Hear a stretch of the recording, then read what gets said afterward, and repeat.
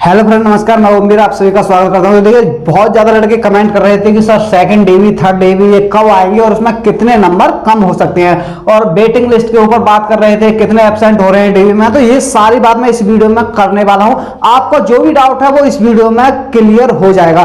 तो देखिए, सबसे पहले मैं आपको बता दूं, जो डीवी चल रहा है उसमें कितने छात्र एब्सेंट हो रहे हैं। सबसे पहले मैं इसी को बताऊंगा कि जो छात्र एब्सेंट हो रहे हैं, देखिए अब तक जिन 3 जोनों का डीवी हुआ है और उनमें जो एनालाइज किया है, वहां ये समझिए कि 5 से 6% छात्र एब्सेंट हो रहे हैं। कितने? 5 से 6% छात्र ऐसे हैं जो कि डीवी में नहीं जा रहे हैं। वो छात्र वो हैं जिनका कहीं हो रखा होगा, कहीं से उनका वहां सिलेक्शन हो गया होगा तो उन्होंने वो ज्वाइन कर ली होगी, तो वो छात्र यहां पर डीवी के लिए नहीं जा रहे हैं। या किसी पर कोई दिक्कत भी आ सकती है, किसी को कोई परेशानी भी हो सकती है, तो वो छात्र यहां डीवी में नहीं पहुंच रहे हैं। तो 5 से 6% छात्र ऐसे हैं जो डीवी में नहीं पहुंच रहे हैं। अब देखिए, जब डीवी में देखिए किसी जोन में ये मानिए कि 10,000 वैकेंसी हैं, 10,000 वैकेंसी हैं। अब उन्होंने जितने छात्र हैं उतने ही लिए हैं, तो 10,000 में 5% तो ये कम हो जाएंगे एब्सेंट वाले। और देखिए, कुछ छात्र जो हैं मेडिकल यानी कि मेडिकल एमई में भी निकाले जा रहे हैं। और उसके बाद में देखिए, जो डीवी हो रहा है, डीवी में जो छात्र निकाले जा रहा है, देखिए कुछ छात्र तो ऐसे हैं कि जिन्होंने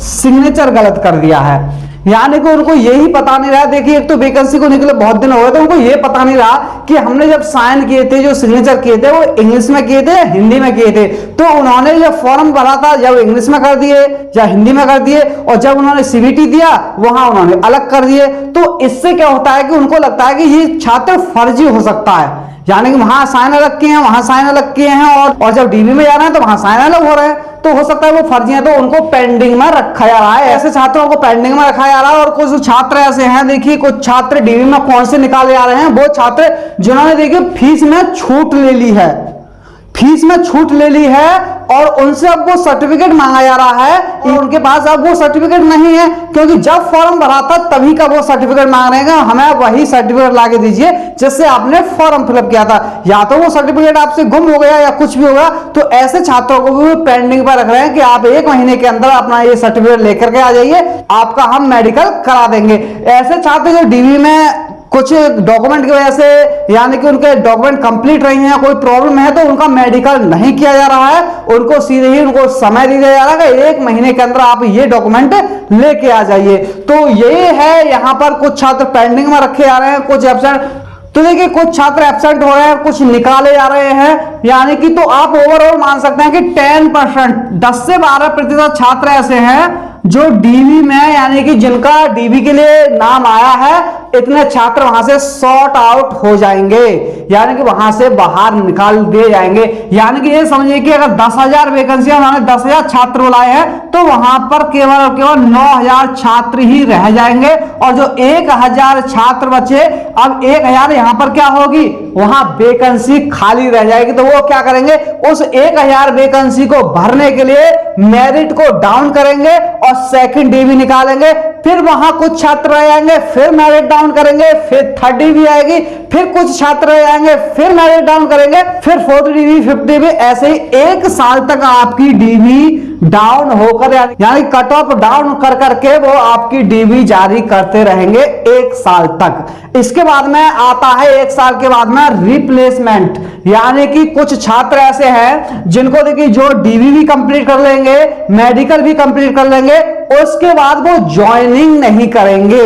यानी कि कुछ छात्र होते हैं, 2018 का भी डाटा देखेंगे तो वहां भी ये सब हुआ था, यानी कि कुछ छात्र ज्वाइनिंग नहीं करेंगे। और कुछ छात्र ऐसे होंगे, किसी ने 1 महीने जॉब की और उसका कहीं और आ गया, तो वो उसको रिजाइन दे देगा, उसको ज्वाइन कर लेगा। देखिए, अभी एनटीपीसी की भर्ती है, वो भी क्लियर नहीं हुई है, कंप्लीट नहीं हुई है, ऐसे उनका एनटीपीसी में होगा, वो इसको छोड़ देंगे, रिजाइन दे देंगे, तो वो भी वैकेंसी खाली होंगे।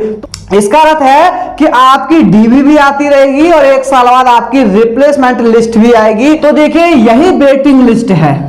लड़के कह रहे थे वेटिंग लिस्ट नहीं आएगी, वेटिंग लिस्ट नहीं आएगी। देखिए, वेटिंग लिस्ट का अर्थ क्या है? वेटिंग लिस्ट है कि कुछ छात्र नौकरी को छोड़ के चले जाते हैं, रिजाइन दे देते हैं, तो उनकी जगह खाली हो जाती है। तो वहां पर जो छात्र जिनके कम नंबर थे, कुछ उनको मेरिट डाउन करके बुला लिया जाता है, तो वही तो वेटिंग लिस्ट है। तो वेटिंग लिस्ट की जो छात्र कह रहे थे नहीं आएगी नहीं आएगी, देखिए जब डीवी आ रहा है, सेकंड थर्ड फोर्थ डीवी आएगा, तो ये वेटिंग लिस्ट के तहत ही तो आएगा। जो छात्र ज्वाइनिंग नहीं करेंगे तो ये वेटिंग लिस्ट ही तो होगी। तो ये वेटिंग लिस्ट का जो आपका डाउट था वो क्लियर हो गया होगा। बहुत ज्यादा लड़के कमेंट कर रहे थे कि वेटिंग लिस्ट आएगी नहीं आएगी, तो वेटिंग लिस्ट यही है। अगर 2018 की बात करें तो देखिए कम से कम किसी किसी जॉन की तो 12-14 बार डीबी लिस्ट आ चुकी है, यानी कि 12-14 बार, यानी कि कितनी वेटिंग होगी। तो वहां कितना नंबर, यानी कि 2 से 2.5 नंबर तक वहां पर कम हो गया है 2018 की भर्ती में। तो अगर आप इसमें मान के चलेंगे कि कितना कट ऑफ कम हो सकता है, तो देखिए जो फर्स्ट डीबी आएगी उसमें ये समझिए कि जो एससी वाले होंगे, ओबीसी वाले होंगे, उनके ये समझिए कि 0.3 तक कम है तो उनका आ जाएगा। और जनरल वाले होंगे, यानी ओवरऑल देखा जाए तो जिनके 0.8, यानी कि इसके बीच में इनके नंबर हैं, इतने के आसपास से जो छात्र पिछड़ रहे हैं उनका फर्स्ट और सेकंड में आ जाएगा। और देखिए जो थर्ड फोर्थ डीवी आएगी, एक साल के अंदर जो छात्र 1 से लेकर के 1.5 नंबर तक रह गए हैं उनका सभी का आ जाएगा। जिनके इतने नंबर कम है वो भी छात्र सिलेक्शन ले जाएंगे। होगा क्या, थोड़ा उनको इंतजार लंबा करना पड़ेगा। और देखिए जब 1 साल के बाद में रिप्लेसमेंट आएगी तो उसके बाद में ये कि ये ओवरऑल जो कट ऑफ होगी लगभग 2 नंबर तक कम हो जाएगी, 2 नंबर तक। यानी कि 2 नंबर तक कम क्यों होगी, देखिए ग्रुप डी जॉब हर कोई करना नहीं चाहता, हर कोई इससे निकलना चाहता है। तो देखिए इस 1 साल के अंदर जो भी वैकेंसी आएगी, जैसे स्टेट की भी वैकेंसी आएगी, यूपी पुलिस में वैकेंसी आएगी, तो अगर कोई भी छात्र यूपी पुलिस में भर्ती होता है, वहां सेलेक्ट होता है, तो वो इसको छोड़ देगा। तो अगर 2018 की हम अगर कंपैरिजन करते हैं 2018 से, तो लगभग 30% के, यानी 30% से भी ज्यादा छात्र ग्रुप डी को छोड़ के चले जाते हैं। जब इतने छात्र इस ग्रुप डी को छोड़ के चले जाएंगे, यानी कि जो पढ़ने वाले होंगे वो कहीं ना कहीं और जगह देखेंगे। एसएससी में बहुत सारी वैकेंसी आती हैं, लेखपाल वगैरह की, यानी कि बहुत सारी पोस्ट होती हैं। ग्रुप डी उनका पैर रख जाता है तो वो अच्छी तैयारी करते हैं। बहुत से छात्र तो ऐसे होते हैं जो ग्रुप डी में ज्वाइनिंग तो कर लेते हैं, 1-2 महीने करने के बाद में वो करते क्या है, एब्सेंट हो जाते हैं 2-3 महीने के लिए, क्योंकि उनको तैयारी करनी होती है। अगर वो ऐसा कदम नहीं उठाएंगे तो अगर ग्रुप डी में जॉब करते रहेंगे तो ग्रुप डी के साथ में वो तैयारी नहीं कर सकते हैं। इसीलिए वो रेलवे की नौकरी को यानी कि एब्सेंट हो जाते हैं और तैयारी करते हैं। उन्हें लगता है कि हम इस साल में ही, यानी कि हम करंट में हैं तो हम कोई और दूसरी जॉब निकाल सकते हैं। तो बहुत सारी वैकेंसी होती हैं, तो आप लोग बिल्कुल भी ना घबराएं। जिनके 2 नंबर तक कम है उनको इंतजार करना पड़ सकता है 1 साल 1.5 साल का, लेकिन उनका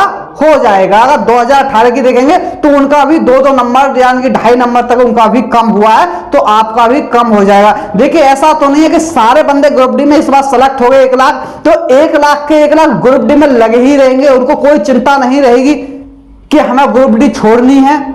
देखिए जो ओवर एज हो गए होंगे वो तो उनको तो मजबूरी है कि वो ग्रुप डी में लगे रहेंगे।